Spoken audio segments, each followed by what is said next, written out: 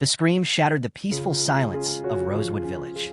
Moments earlier, the women of the Rosewood Garden Club had been admiring prize-winning roses beneath a warm summer sky. Tea was being poured. Laughter drifted across the lawn. The annual flower competition was proceeding exactly as it had every year for nearly 3 decades. Then Margaret Ellis collapsed. Her teacup slipped from her fingers and shattered against the stone pathway. For a brief moment, everyone believed she had merely fainted. But as members rushed toward her, they quickly realized something was terribly wrong. Margaret wasn't breathing. Within minutes, panic spread through the gathering. By the time the village doctor arrived, Rosewood's most beloved gardener was dead. The official explanation would be simple: a tragic heart attack, an unfortunate medical emergency. Case closed. But Miss Jane Marple noticed something that nobody else saw. A single crushed flower lying beside Margaret's gardening glove.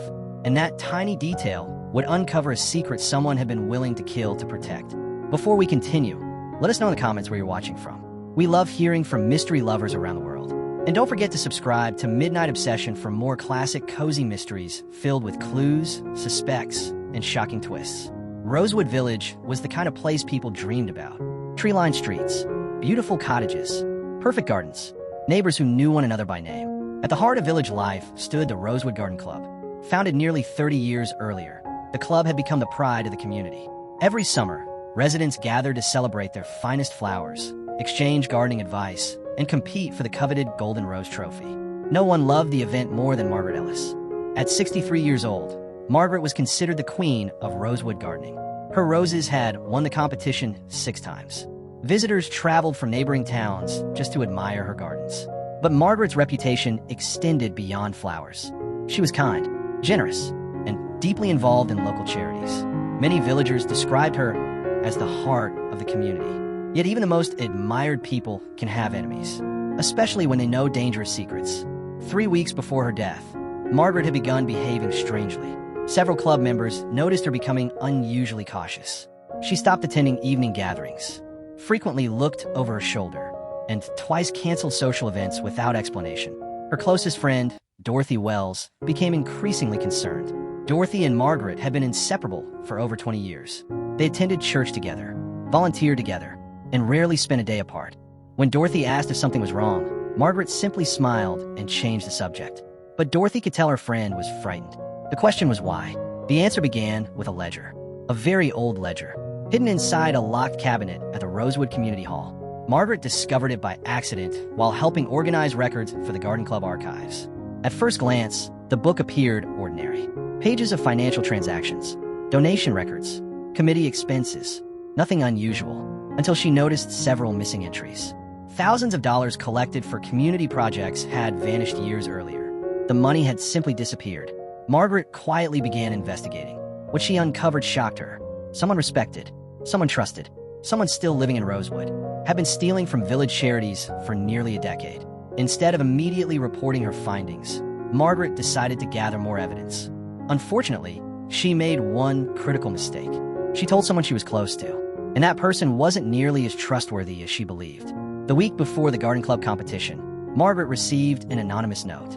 The message contained only 5 words. "Stop asking questions, Margaret. No signature. No explanation. Just a warning." Most people would have gone directly to the police. Margaret did not. She believed she could handle the situation herself. She believed the truth would eventually come out.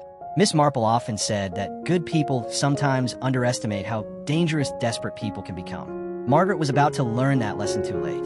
The morning of the competition arrived bright and beautiful. Dozens of villagers gathered at Rosewood Gardens.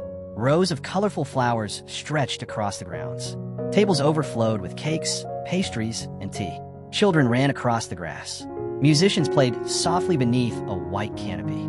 Everything appeared perfect, but beneath the smiles and celebrations, tensions were quietly building. Helen Carter arrived first. Helen was Margaret's biggest gardening rival. For years, she had finished second in the competition. Many believed she secretly resented Margaret's success.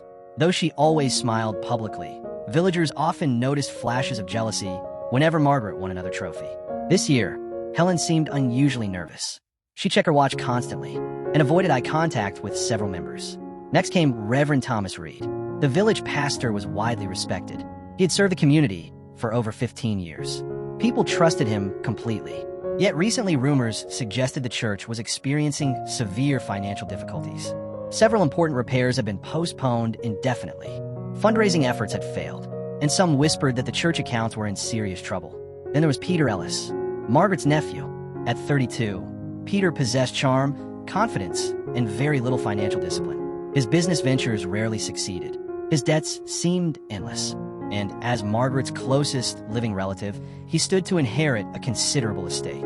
Many wondered how long his aunt would continue rescuing him from poor decisions. The final suspect arrived just before the competition began. Olivia Barnes, a young journalist from the local newspaper. Officially, Olivia was covering the flower show. Unofficially, she had been investigating rumors of financial irregularities within several village organizations.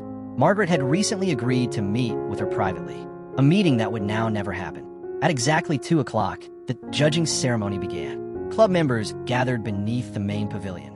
The Golden Rose trophy sat gleaming on a nearby table. Margaret appeared calm, confident, but Miss Marple noticed something unusual. Margaret kept glancing toward the crowd, almost as if she expected someone, or feared someone. Then, just before the awards were announced, Margaret quietly stood. She appeared ready to speak, perhaps to reveal the truth she had uncovered, perhaps to expose the person who had stolen from the village. But she never got the chance. Margaret suddenly froze. Her hand moved toward her chest. The color drained from her face. Her teacup slipped from her fingers, and seconds later, she collapsed onto the grass. The crowd erupted into panic. Someone shouted for a doctor. Others rushed forward. Dorothy dropped to her knees beside her friend. But it was already too late. Margaret Ellis was dead, and somewhere among the shocked faces surrounding her body stood the person responsible. The celebration ended in chaos. Moments earlier, the villagers had been applauding the flower competition. Now they stood frozen in shock around Margaret Ellis's lifeless body. The village doctor arrived within minutes. After a brief examination, he delivered his verdict. Heart failure. The crowd breathed a collective sigh of relief. It was tragic, but at least it was a murder, or so they believed. Miss Jane Marple remained unconvinced. While everyone else focused on Margaret, Miss Marple quietly studied the ground around her. Years of experience had taught her something important. People rarely collapse without leaving clues behind, and clues often reveal more than witnesses. That was when she noticed it. A single crushed flower lying beside Margaret's gardening glove. At first glance, it appeared insignificant. Just another blossom from the flower competition. Yet something about it felt wrong. Miss Marple carefully picked it up using a handkerchief. The petals were partially crushed. The stem had been snapped deliberately. Most importantly, it did not belong anywhere near Margaret's award-winning rose display. Someone had placed it there, and someone wanted it to remain unnoticed. The following morning, Inspector David Craddock arrived from the county office. He was a practical investigator, direct, efficient, and often too eager to accept simple explanations. When Miss Marple showed him the flower, he looked unimpressed. "It's a gardening competition," he said. "There are flowers everywhere." "Indeed," Miss Marple replied, "but not this particular flower." The inspector frowned. "What makes it special?" Miss Marple smiled slightly. "Because it's oleander." The inspector's expression changed immediately. Oleander was one of the most poisonous ornamental plants in existence. Every part of the plant contained dangerous toxins. Even a small amount could cause severe cardiac complications, including symptoms that closely resembled heart failure. The inspector immediately ordered a toxicology examination. 3 days later, the results arrived. Margaret Ellis had been poisoned. The village was stunned. Rosewood had not experienced a murder in decades. Now one of its most beloved residents had been deliberately killed in broad daylight. And nearly everyone attending the garden club event suddenly became a suspect. The investigation officially began. Inspector Craddock interviewed Dorothy Wells first. Margaret's longtime friend appeared devastated. Her eyes were red from days of crying. "Did Margaret tell you why she was frightened recently?" the inspector asked. Dorothy hesitated, then nodded. "She said she discovered something." "What?" "She wouldn't tell me." "Why not?" Dorothy looked down. "She said the fewer people who knew, the safer everyone would be." Miss Marple quietly took note of the answer. Margaret clearly feared the wrong person discovering what she knew. The next interview focused on Helen Carter, the gardening rival. Helen denied having any reason to harm Margaret. "Competition isn't hatred," she insisted. "Yes, I wanted to win, but I never wished her dead." Her explanation seemed reasonable, until investigators searched her greenhouse. There they discovered several oleander plants growing near the rear fence. Inspector Craddock considered the evidence significant. Helen became the primary suspect overnight, but Miss Marple remained skeptical. The clue seemed too obvious, almost as if someone wanted investigators to find it. The following day brought another surprise. Olivia Barnes, the journalist, approached Miss Marple privately. I think Margaret was about to expose someone. Miss Marple listened carefully. Olivia explained that Margaret had contacted her 2 weeks earlier. She wanted help reviewing old financial records connected to village charities. She believed money had disappeared. How much? Miss Marple asked. Nearly $80,000. The figure shocked even her. For a small village, it was an enormous amount. Olivia continued. Margaret found inconsistencies stretching back years. Did she identify the thief? No, but she believed she was close. This revelation changed everything. The motive was no longer jealousy or inheritance. It was exposure. Someone feared Margaret would reveal a crime hidden for years. Miss Marple requested access to the charity records. Several long evenings later, she finally discovered the pattern. The missing money had passed through multiple organizations, community projects, church donations, garden club accounts. At first glance, the transactions appeared legitimate, but together they formed a carefully concealed trail. Someone had been moving funds between accounts to hide the theft, and whoever did it understood accounting extremely well. Meanwhile, another troubling discovery emerged. Investigators recovered Margaret's personal diary. Most entries focused on gardening and village life, but the final pages were different. The handwriting became rushed, anxious. One entry stood out. I finally know who took it. The sentence sent chills through everyone involved. Margaret had identified the thief, but she never wrote the name. Inspector Craddock grew increasingly frustrated. Every clue seemed incomplete. Every lead ended abruptly. Then a breakthrough arrived from an unexpected source. Peter Ellis, Margaret's nephew, a bank employee, recognized several unusual withdrawals connected to Peter's accounts. The transactions occurred shortly after community funds disappeared years earlier. Suddenly, Peter became a suspect. And unlike Helen, he possessed a strong financial motive. When confronted, Peter admitted he had borrowed money from multiple lenders, but he denied stealing charity funds. I may be irresponsible, he said, but I'm not a thief. The investigation reached a standstill. For suspects, for motives, no clear killer. That evening, Miss Marple returned to the garden club grounds alone. The flower displays had long been removed. Only empty tables remained. As she walked through the quiet garden, her eyes settled on the exact spot where Margaret collapsed. Something still bothered her. Something everyone else had missed. Then she saw it, a small metal object partially hidden beneath a bench. Miss Marple bent down and carefully picked it up. It was a key, old, worn, and engraved with a tiny symbol. The symbol belonged to the church archives. Suddenly, several pieces of the puzzle began fitting together. The missing charity money, the old records, the hidden ledger, and Reverend Thomas Reed. For the first time since the investigation began, Miss Marple believed she knew where the truth was hiding, but proving it would be far more dangerous than finding it. Because the person responsible for Margaret's death was becoming increasingly desperate, and desperate people often make deadly mistakes. The following morning, Miss Marple arrived at St. Andrew's Church before sunrise. The village was still asleep. A light mist drifted across the churchyard. Birds sang softly among the trees. At first glance, everything appeared peaceful. But Miss Marple knew that some of the darkest secrets hide behind the most respectable facades. The old key she had discovered beneath the garden club bench fit perfectly into a small door behind the church archives. The lock clicked open.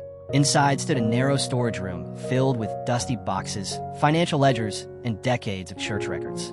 Miss Marple carefully examined the shelves. Within minutes, she found what Margaret Ellis had been searching for: a second ledger, hidden behind a row of books. Unlike the official records, this ledger told a very different story. Page after page revealed unauthorized transfers of money for village charities, funds intended for church repairs, scholarships, community projects, all redirected into private accounts. The theft stretched back nearly 10 years, and beside every transaction appeared the same signature: Reverend Thomas Reed. Miss Marple closed the ledger slowly. The evidence was undeniable. The beloved village pastor had been stealing from the community for years. Yet something still didn't make sense. The theft explained Margaret's investigation. It explained the anonymous warning, but it did not explain the murder. Not entirely, because Reverend Reed lacked something important: opportunity. On the day of the garden club competition, dozens of people had seen him speaking with visitors near the church tent. Poisoning Margaret in full view of witnesses would have been nearly impossible. Someone else was involved. Someone who knew Margaret's routine. Someone she trusted completely. That realization led Miss Marple back to the beginning. Back to Margaret's closest friend, Dorothy Wells, the woman who had known her for over 20 years. The woman who was among the first to reach her after she collapsed. The woman no one had ever suspected. Miss Marple requested another meeting with Dorothy. They sat together in Dorothy's sunlit cottage. Tea rested untouched on the table between them. For several moments, neither woman spoke. Then Miss Marple quietly placed the hidden ledger on the table. Dorothy's face immediately lost its color. The reaction told Miss Marple everything. "You knew," she said gently. Tears instantly filled Dorothy's eyes. "I never wanted this." Miss Marple remained silent, allowing the truth room to emerge. Finally, Dorothy began to speak. Years earlier, her husband had accumulated enormous gambling debts. Debt collectors threatened their home. Their savings vanished. Desperate and terrified, Dorothy confided in Reverend Reed. The pastor offered help. At least, that was how it began. Over time, Dorothy became involved in moving funds between accounts. At first, she believed it was temporary. A loan, a way to save her family. But the scheme grew larger, and eventually there was no escape. For years, she helped conceal the theft. Then Margaret discovered the truth. The room fell silent. Dorothy wiped away tears. "She told me she planned to expose everything." Miss Marple nodded. "And you were afraid I would lose everything." Her voice cracked. "My home, my reputation, my grandchildren would be ashamed of me." The confession continued slowly, painfully. On the morning of the competition, Dorothy prepared tea for several club members. Margaret trusted her completely. No questions, no suspicion. Dorothy mixed a concentrated oleander extract into Margaret's cup. Just enough to trigger cardiac failure. Just enough to make the death appear natural. Then she waited and watched. The tears became uncontrollable. I didn't mean for it to happen like that. But once she discovered the truth, Dorothy buried her face in her hands. The weight of guilt she had carried finally became unbearable. Later that evening, Inspector Craddock gathered the village residents inside the garden club pavilion. Word had spread quickly. Everyone wanted answers. The atmosphere was tense, anxious, heartbroken. Miss Marple stood before the crowd. The Golden Rose trophy sat nearby, untouched, a painful reminder of the event that had ended in tragedy. She explained the entire investigation, the hidden ledger, the missing charity funds, the church archive key, Reverend Reed's role in the theft. Gasps echoed throughout the room. The respected pastor lowered his head in shame. Then Miss Marple revealed the final truth. Dorothy Wells had poisoned Margaret Ellis. The audience sat in stunned silence. Several people openly wept. No one could believe it. Dorothy and Margaret had been inseparable, best friends, trusted companions. The thought of one betraying the other seemed impossible. Yet human nature often proves otherwise. Inspector Craddock stepped forward. Dorothy rose from her chair without resistance. She looked toward Margaret's empty seat, then whispered something barely audible. "I am sorry." As officers escorted her away, many villagers turned their eyes toward the floor. Not because they hated her, but because they understood how easily fear can corrupt even good people. Weeks later, Rosewood slowly began healing. Reverend Reed was charged for his role in the financial crimes. The stolen funds were recovered. Community projects resumed, and a memorial rose garden was established in Margaret Ellis's honor. Every spring, the garden blooms with white roses, her favorite flower. One afternoon, Miss Marple returned to visit the memorial. Olivia Barnes, the young journalist, joined her. Together they admired the flowers swaying gently in the breeze. "Do you think Margaret would have forgiven her?" Olivia asked quietly. Miss Marple considered the question, then smiled sadly. "I believe Margaret cared deeply about truth." She looked across the garden, and truth often brings both justice and sorrow. For several moments, neither woman spoke. The village church bell rang softly in the distance. Children laughed nearby. Life continued, as it always does.